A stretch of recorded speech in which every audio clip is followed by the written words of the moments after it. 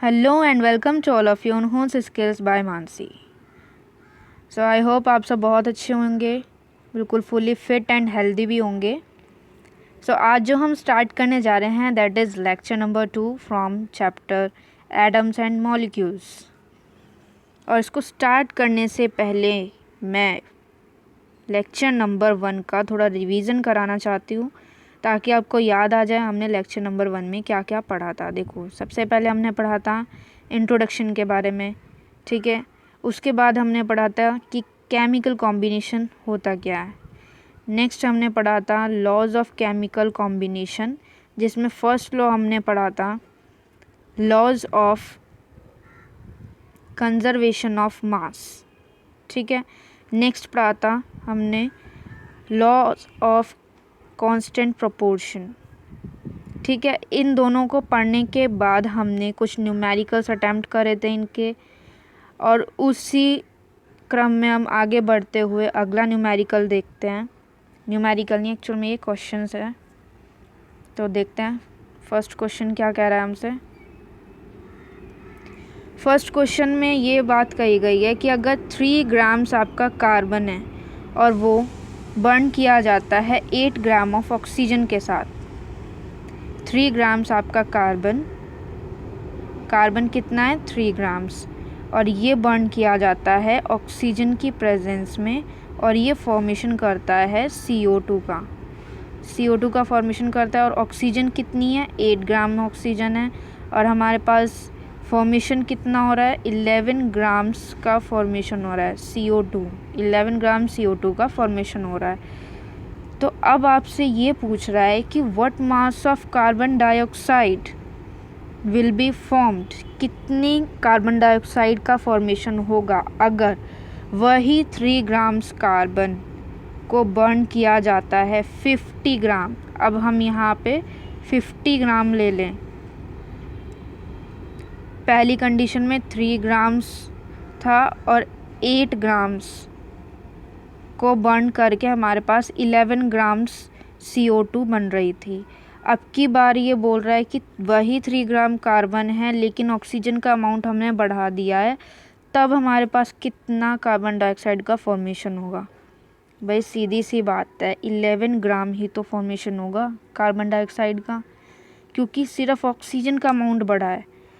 Carbon तो उतना ही है फिक्स, कार्बन तो उतने ही फिक्स है। जैसे कि यहाँ पर हमने, अगर हम समझना चाहें इसको कांस्टेंट प्रोपोर्शन वाले से, तो कांस्टेंट प्रोपोर्शन बाय मास में इन दोनों का हमने लिख लिया, प्रोपोर्शन लिख लिया, मतलब रेशियो लिख लिया हमने,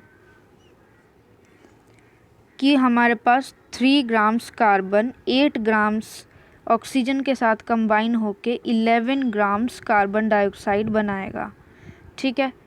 अब भले यहाँ पर आप ऑक्सीजन कितनी भी दे दो, आपने 50 ग्राम यहाँ पे ऑक्सीजन दे दिया है, इट डजेंट मैटर, क्योंकि इसमें क्या होगा, वो 3 ग्राम तो इसके अंदर जो 8 ग्राम ऑक्सीजन है सिर्फ उसी के साथ रिएक्शन देगा, बाकी की तो वेस्ट जाएगी, वो रिएक्ट ही नहीं करेगी, क्योंकि उसको रिएक्ट कराने के लिए हमारे पास कार्बन की मात्रा नहीं है। आई बात समझ में? तो ये होता है आपका लॉ ऑफ कांस्टेंट प्रोपोर्शन। इसके अकॉर्डिंग ये चीज़ यहाँ काम आती है। आई बात समझ में? यही चीज़ आपके आंसर में लिखी हुई है, आप अच्छे से पढ़ सकते हैं इस आंसर को, ठीक है। अब देखो नेक्स्ट क्वेश्चन है आपका, हमारे पास 0.24 ग्राम सैंपल, 0.24 ग्राम सैंपल है आपका कंपाउंड का, और कंपाउंड किससे मिलके बना है, ऑक्सीजन और बोरोन। ऑक्सीजन और बोरोन का एक कंपाउंड है, was found by analysis to contain. अब हमने एनालिसिस करके इसमें पता लगाया है कि इसके अंदर इतने ग्राम्स तो बोरोन प्रेजेंट है और इतने ग्राम्स हमारे पास ऑक्सीजन प्रेजेंट है इस कंपाउंड के अंदर। अब हमें ये पता लगाना है, यहाँ पर कैलकुलेट क्या करना है कैलकुलेट हमें ये करना है कि परसेंटेज कंपोजिशन बतलानी है कंपाउंड की बाय मास। परसेंटेज कंपोजिशन का सीधा सीधा मतलब है यहाँ पर मास परसेंटेज बतलानी है। मास परसेंटेज का मतलब है इस कंपाउंड के अंदर, ये जो आपको कंपाउंड दिया गया है, ये सपोज़ कोई कंपाउंड है, इसके अंदर ये पूरा 100% कंपाउंड है, ठीक है। इसके अंदर कितनी परसेंटेज आपकी बोरोन है और कितनी परसेंटेज आपकी ऑक्सीजन है, ठीक है। अभी मैं ओनली सिंबल से रिप्रेजेंट कर रही हूँ इसको, बोरोन और ऑक्सीजन को, तो माइंड मत करना इतना, ठीक है। बोरोन कितना परसेंटेज है और ऑक्सीजन कितना परसेंटेज है, अगर इनका मास दे रखा है, मास इसका भी दे रखा है, बोरोन का मास आपके पास, ऑक्सीजन का भी दे रखा है, कंपाउंड जो इनसे मिलके बनने वाला जो कंपाउंड है उसका भी मास दे रखा है, तो आपको परसेंटेज निकालनी है कि कितने प्रतिशत इसके अंदर वो चीज़ें मौजूद हैं, दोनों चीज़ें। तो इसके लिए सबसे पहले स्टेप 1 है मास परसेंटेज। अगर हम बोरोन का निकालना है कंपाउंड में, तो हम क्या रखेंगे, mass of boron upon mass of compound. उस कंपाउंड में से तो हम बोरोन का मास लेकर आएंगे, तो कंपाउंड का मास रखेंगे इसमें, फिर बोरोन का मास ऊपर की साइड रखेंगे, ठीक है, और उसको मल्टीप्लाई कर देंगे हम 100 से। और इसको सॉल्व करने के बाद हमारे पास आ जाएगा 40%, यानी कि 40% बोरोन इस कंपाउंड के अंदर मौजूद है। अब क्योंकि दो ही चीज़ें तो रिएक्ट कर रही थी, एक तो बोरोन था और एक ऑक्सीजन था, तो अब 40% आपका हो गया बोरोन, तो बाकी का 100 में से 40 घटा दो तो 60% कितना, किसका परसेंटेज बच गया, दैट इज़ ऑक्सीजन का, ठीक है। एक इस तरीके से भी निकाल सकते हो, ऑक्सीजन का 100% में से आपने माइनस कर दिया 40%, क्योंकि ये तो बोरोन का आ चुका है। अब 100 में से कंपाउंड पूरा 100% था, उसमें से 40% वाला माइनस कर दिया, तो आपके पास ऑक्सीजन का परसेंटेज आ जाएगा यहाँ पे, दैट इज़ 60%, ठीक है। और या फिर आप सेम वही करोगे काम, इस तरीके से भी कर सकते हो कि आपने मास ऑफ ऑक्सीजन रखा upon mass of compound into 100, उससे भी सेम यही आंसर आएगा, ठीक है। आगे बात समझ में, ये तो हो गया परसेंटेज निकालने का तरीका। अब हम आगे चलते हैं। देखो, laws of chemical combination were experimental laws, ये तो एक्सपेरिमेंटल लॉज है। The logical explanation of laws of chemical combination is that matter में be mainly elements must be made up of minute uniparticles which take part in chemical combination in fixed whole numbers. These unit particles were called atoms. देखो, इसका कहने का ये मतलब है कि जो लॉज ऑफ केमिकल कॉम्बिनेशन है ये तो एक्सपेरिमेंटल लॉज थे, और जो लॉजिकल एक्सप्लेनेशन जो है इसको लॉ ऑफ केमिकल कॉम्बिनेशन को एक्सप्लेन करने के लिए जो लॉजिकल एक्सप्लेनेशन है, तो वो ये है कि मैटर जो है, मैटर में भी मेनली एलिमेंट्स की बात हो रही है, एलिमेंट्स की, जहाँ पर सारे के सारे एटम्स सेम होते हैं, एक ही तरीके के पार्टिकल्स से मिलकर बनते हैं। कहने का मतलब मेरा ये है, सिर्फ एलिमेंट है ये, ठीक है, एलिमेंट की बात कर रहे हैं यहाँ पे। तो एलिमेंट जो है must be made up of minute, छोटे छोटे यूनिट पार्टिकल्स से मिलकर बना होता है, ठीक है। Which take part in chemical combination, अगर ये केमिकल कॉम्बिनेशन में पार्ट ले तो ये फिक्स्ड होल नंबर्स में पार्ट लेगा।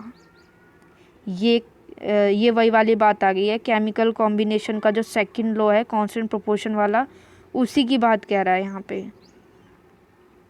ये जो चीज़ आएगी, इसके जो पार्टिकल्स हैं, पार्टिकल्स में भी क्या बात आ गई इसकी, कि वो जो छोटे छोटे माइन्यूट पार्टिकल्स आएंगे वो यूनिट पार्टिकल्स केमिकल कॉम्बिनेशन में पार्ट लेंगे, और वो भी फिक्स्ड होल नंबर्स में पार्ट लेंगे। उन यूनिट पार्टिकल्स का नाम दिया गया है एटम्स। आई बात समझ में? तो इसको एक्सप्लेन करने के लिए, ये बात एटम्स वगैरह वाली बात को एक्सप्लेन करने के लिए डाल्टन आए, ठीक है। These laws to explain these laws Dalton put his atomic theory of matter. उन्होंने क्या सामने रखा? Atomic theory of matter. ठीक है, इसको पढ़ते हैं हम। तो देखो, Dalton atomic theory very important और एग्ज़ाम्स में पूछी भी जाती है। तो देखो, इस थ्योरी में ये बात की गई है कि जितने भी मैटर हैं वो बहुत छोटे छोटे इनडिविजिबल पार्टिकल्स यहाँ पर एटम्स हैं, इनको बोला गया इनडिविजिबल पार्टिकल्स, यानी कि एटम्स से मिलकर बना है। सारे मैटर या सभी तरीके के मैटर एटम्स से मिलकर बने हैं। यही बात हमें बताई गई है एटॉमिक थ्योरी ऑफ मैटर के अंदर। ठीक है, या वही बात, इसी को हम बोलते हैं डाल्टन एटॉमिक थ्योरी। अब इसके हम पोस्टुलेट्स देखते हैं। तो देखो, पोस्टुलेट्स, फर्स्ट पोस्टुलेट क्या है? वही है कि सारे मैटर्स किससे मिलके बने? बहुत छोटे छोटे पार्टिकल्स से मिलके बने, जिसको हम एटम्स कहते हैं। सेकंड है, इसको हम फर्दर डिवाइड नहीं कर सकते। ये उस टाइम की बात है जिस टाइम डाल्टन मौजूद थे। उस time further electron, proton, neutron की डिस्कवरी नहीं हुई थी, तो उस वक्त की बात है ये। तो उन्होंने ये बताया था कि एटम को फर्दर डिवाइड नहीं कर सकते हैं। Next, atom can neither be created, ना तो एटम को क्रिएट किया जा सकता है, ना ही इसको डिस्ट्रॉय किया जा सकता है। ठीक है, अब atoms are of various kinds, अलग अलग तरीके के एलिमेंट्स के अलग अलग एटम्स होंगे। सपोज़ हाइड्रोजन का एटम एलिमेंट है, तो उसके अंदर हाइड्रोजन के ही छोटे छोटे मौजूद होंगे एटम्स। ठीक है, उसी तरीके से अगर हमारे पास है क्लोरीन का, तो क्लोरीन के थोड़े बड़े बड़े से एटम्स मौजूद होंगे। ठीक है, अब इनमें काफ़ी अंतर है। नेक्स्ट पढ़ते हैं, all atoms of given elements, एक एलिमेंट के, कोई भी एक एलिमेंट है हाइड्रोजन, इसके सारे जितने भी एटम्स होंगे वो आइडेंटिकल होंगे हर तरीके से। जैसे कि उनका सेम मास होगा, सेम साइज़ होगा, सेम ही केमिकल प्रॉपर्टीज़ होगी। ठीक है, और अलग अलग एलिमेंट्स के अगर इसी का कंपैरिजन करें क्लोरीन के साथ, तो उसके एटम्स का मास भी अलग होगा और साइज़ अलग होगा, केमिकल प्रॉपर्टीज़ अलग होगी, ऐसा डाल्टन ने कहा। जबकि अब इस टाइम पर इतनी डिस्कवरी होने के बाद ऐसा नहीं है। ठीक है, इसको हम आगे देखेंगे इसकी फेलियर्स के अंदर। नेक्स्ट है आपका केमिकल कॉम्बिनेशन बिटवीन टू और more elements consist in joining together of atoms of these elements to form molecules of compounds. समझ में नहीं आया? ठीक है, अब देखते हैं। देखो, केमिकल कॉम्बिनेशन, अगर दो या दो से ज़्यादा एलिमेंट्स के अंदर केमिकल कॉम्बिनेशन हो रहा है, वो कंबाइन हो रहे हैं, उसके एटम्स कंबाइन हो रहे हैं। दो या दो से ज़्यादा एलिमेंट्स के, दो या दो से ज़्यादा एलिमेंट्स, ये एलिमेंट्स हैं ना, इनके एटम्स क्या हो रहे हैं? कंबाइन हो रहे हैं। दीज एलिमेंट्स टू फॉर्म, और ये जो एलिमेंट्स के एटम्स कंबाइन हैं वो मिलकर क्या बनाएंगे? मॉलिक्यूल्स ऑफ कंपाउंड्स, मॉलिक्यूल का फॉर्मेशन करेंगे। ठीक है, और वो कंपाउंड कहलाएगा। अब यही चीज़ें आपको समझने वाली बात आएगी। ठीक है, मॉलिक्यूल्स ऑफ कंपाउंड्स, ये मैंने पढ़ा रखा है सेकंड चैप्टर में। ये आपको टर्म्स जो हैं तभी क्लियर होंगी जब आप सेकंड चैप्टर पढ़ोगे आराम से। ठीक है, उसको समझो कि कंपाउंड्स किस वक्त बोल सकते हैं हम उसको, किस टाइम हम उसको एलिमेंट बोलेंगे। तो ये चीज़ें क्लियरिटी होनी चाहिए इन सब में। ठीक है, अब मेरी बात ये है यहाँ पे कुल मिला के कि जब दो या दो से ज़्यादा एलिमेंट्स के एटम्स का कंबाइन होगा,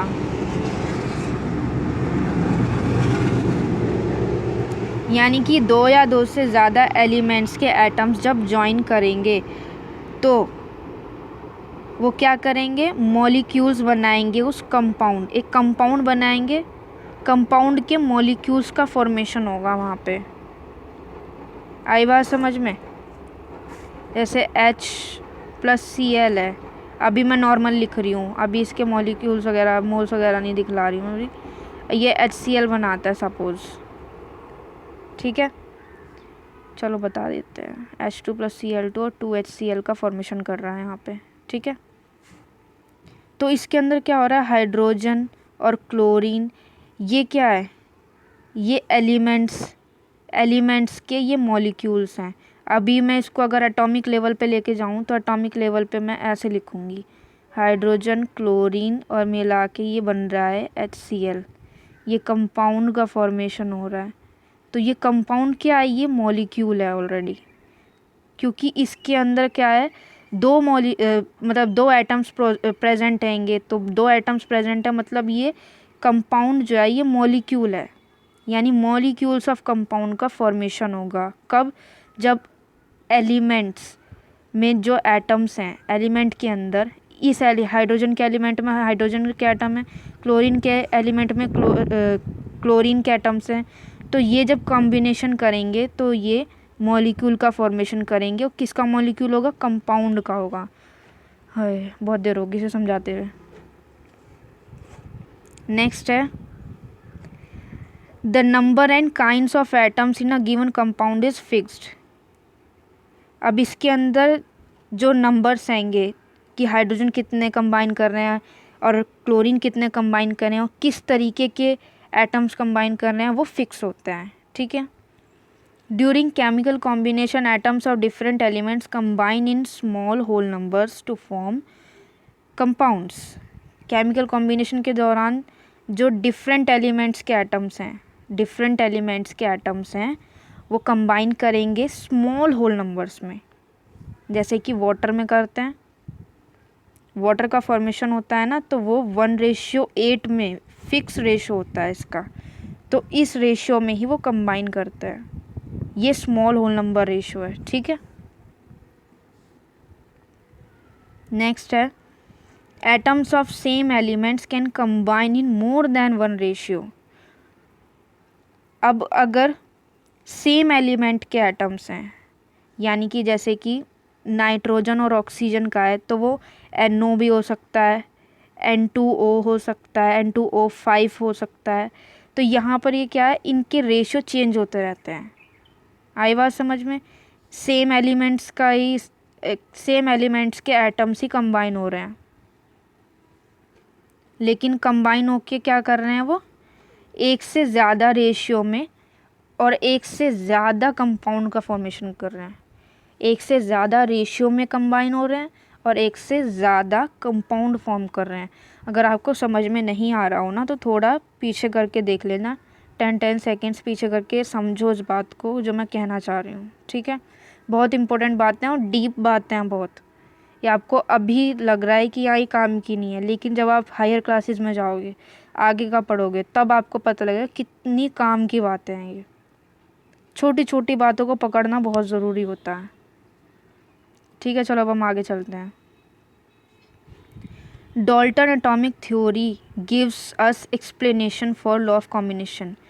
ये लॉ ऑफ कॉम्बिनेशन के बारे में भी एक्सप्लेनेशन देती है। जैसे कि आपका पोस्टुलेट जो था कि एलिमेंट कंसिस्ट ऑफ एटम्स, कि एलिमेंट एटम से बनता है मिलके, ठीक है, और एटम क्रिएट नहीं होता, ना ही हम इसको डिस्ट्रॉय कर सकते हैं। तो ये जो पोर्शन है ये एक्सप्लेन करता है लॉ ऑफ कंजर्वेशन ऑफ मास को, ठीक है। यही चीज़ हमने लॉ ऑफ कंजर्वेशन ऑफ मास में पढ़ी थी। बी पार्ट है कि the element consist of atoms, element atom से मिलकर बना होता है और फिक्स्ड मास में मिलकर बनता है, फिक्स्ड नंबर में, और एक ही तरीके के एटम्स मिलके बनाते हैं इसको, उस एलिमेंट के, यानी कि हर एक एलिमेंट के सेम एटम ही तो होंगे वो, हर एक एलिमेंट के। जैसे हाइड्रोजन है तो हाइड्रोजन के सेम एलिमेंट्स होंगे, क्लोरीन है क्लोरीन के सेम एटम्स होंगे, लेकिन एलिमेंट डिफरेंट हैं, एलिमेंट्स डिफरेंट हैंगे यहाँ पे, हाइड्रोजन और क्लोरीन, लेकिन उसके एटम्स तो सेम है। ये मिलकर क्या बना रहे हैं, कंपाउंड का फॉर्मेशन कर रहे हैं, और वो भी फिक्स्ड रेशियो में, ठीक है। जैसे कि वाटर के फिक्स्ड रेशियो में 1:8 होता है, उसी तरीके से। तो वो क्या दे रहा है, लॉ ऑफ कांस्टेंट प्रोपोर्शंस। आगे बात समझ में। नेक्स्ट इतना सब पढ़ने के बाद फाइनली आ जाता है ड्रॉबैक्स। डाल्टन एटॉमिक थ्योरी की ड्रॉबैक्स क्या क्या थी, ठीक है। ड्रॉबैक्स मतलब कहाँ कहाँ ये फेल हुआ, अपनी बात को प्रूफ करने में। तो देखो फर्स्ट आएगा आपका atoms were thought to be indivisible. Indivisible माना जाता था, लेकिन अब के टाइम में क्या इतनी डिस्कवरी हो चुकी है कि अब हम कहते हैं कि ये फर्दर डिवाइड किए जा सकते हैं स्मॉलर पार्टिकल्स में, जैसे कि इलेक्ट्रॉन, प्रोटॉन, न्यूट्रॉन्स। इसके अलावा भी बहुत हैं अभी, ठीक है, और भी फाइंड किए जा रहे हैं पार्टिकल्स, तो वो हम हायर क्लासेस में ही पढ़ेंगे, अभी हमारा उनसे लेना देना नहीं है। All atoms of an element, एक एलिमेंट के, जैसे सपोज एक एलिमेंट के एटम्स जो हैं उनका एग्जैक्टली सेम मास होगा, यही बोला था डाल्टन ने। लेकिन हम जानते हैं कि same element can have slightly different mass. इन्हीं एलिमेंट के एटम्स जो हैं उनका मास डिफरेंट भी हो सकता है, और उनको हम आइसोटोप्स बोलते हैं। यही हाइड्रोजन के जो एटम्स हैंगे ना, उनका मास जो है वो डिफरेंट भी हो सकता है। इन्हीं हाइड्रोजन का मास यहाँ पर 1U भी है, और इन्हीं हाइड्रोजन का मास 2U भी हो सकता है, डिपेंड करता है। तो ये हम आइसोटोप्स के केस में पढ़ेंगे हम, ये आई थिंक 4th चैप्टर में आएगा ये, ठीक है। नेक्स्ट है, फिर उसने डाल्टन ने बोला था कि atoms of different elements have different mass. अलग अलग एलिमेंट्स के, जैसे कि हाइड्रोजन हो गया और ऑक्सीजन हो गया, इनके एलिमेंट्स के, ये जो दो एलिमेंट्स हैं इनके एटम्स जो होंगे, इनके मास जो हैं वो अलग अलग होंगे। इनके मास क्या होंगे? अलग अलग होंगे। लेकिन हम जानते हैं even atoms of different elements can have same mass. अलग अलग एलिमेंट्स के एटम्स का मास भी सेम हो सकता है, और ऐसे एलिमेंट्स को हम बोलते हैंगे आइसोबार्स, ठीक है। आइसोबार्स में ये हम पढ़ेंगे, ठीक है, ये भी 4th चैप्टर में ही आएगा। सो आज के लिए इतना बहुत है, बहुत लेक्चर लंबा हो गया ज़रूरत से ज़्यादा, कोई बात नहीं। खैर आपको बात समझ में आनी चाहिए मेरी, मैंने क्या कहना चाहा, ठीक है। तो अगर आपको अच्छा लगा हो, मेरी मेहनत थोड़ी समझ में आई हो, तो इसको लाइक करो, शेयर करो। शेयर करोगे जितना ज़्यादा बहुत अच्छा होगा, और लोगों तक भी ये इन्फॉर्मेशन पहुंचेगी और वो थोड़ा और डीप में पढ़ सकेंगे। सो आपको क्या करना है? लाइक करना है, शेयर करना है, सब्सक्राइब करना है चैनल को। फैमिली भी ग्रो करनी है अपनी, ठीक है। सो तब तक के लिए बाय बाय, टाटा, और अपना ख्याल रखना, अपने घर वालों का ख्याल रखना, ठीक है। तब तक के लिए बाय।